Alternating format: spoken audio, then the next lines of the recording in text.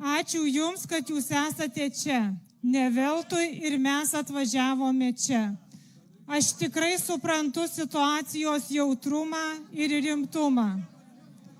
Galime rėkauti, šūkauti, keikti vieni ant kitų, bet tai nepadės mums susitarti ir nepadės Jums skirto laiko išnaudoti efektyviai. Tai reiškia, šiandien pavyko suburti tuos, kurie priims sprendimus ir yra atsakingi už jų įgyvendinimą. Mes galime skirti laiką riksmams, galime skirti laiką pasikalbėti. Mano siūlymas: suteikime galimybę tiems, kurie yra atsakingi už poligono naujo steigimo klausimą, pasakyti savo argumentus, išklausykite juos, o tuomet bus laikas klausimams ir diskusijoms. Jums leidus aš pristatysiu, kas šiandien atvyko į Kapčiamiestį. Yra Krašto apsaugos viceministras Bronius Bieliauskas.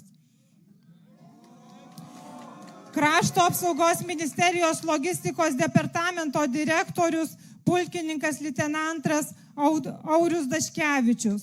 Krašto apsaugos logistikos departamento teritorijų valdymo skyriaus vedėjas Vytautas Paršeliūnas. Krašto apsaugos ministerijos teisės departamento įstaigų teisinės priežiūros skyriaus vedėja Jūratė Bakšytė Lozorkevičienė. Taip pat Lietuvos kariuomenės strateginės komunikacijos departamento direktorius pulkininkas Liutauras Bagočiūnas.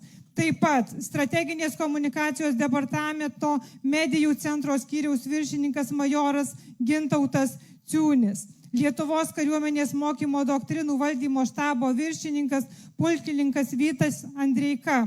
Kazlų Rūdos poligono viršininkas majoras Kecutis Češkevičius. Dzūkijos Suvalkijos saugomų teritorijų direkcijos vadovas Paulius Čeponis. Krašto apsaugos skyriaus vedėjas Saulius Navlickas. Centrinės administracijos miškininkystės skyriaus vyriausiasis specialistas Viktoras Karašauskis. Sveikatos apsaugos viceministras Skirmantas Krunkaitis. Ekonomikos ir inovacijų ministerijos atstovas iš inovacijų politikos grupės Deividas Žindžius. Evelina Urbanovič iš Baltosios Vokės gyvenanti poligono pašonėje.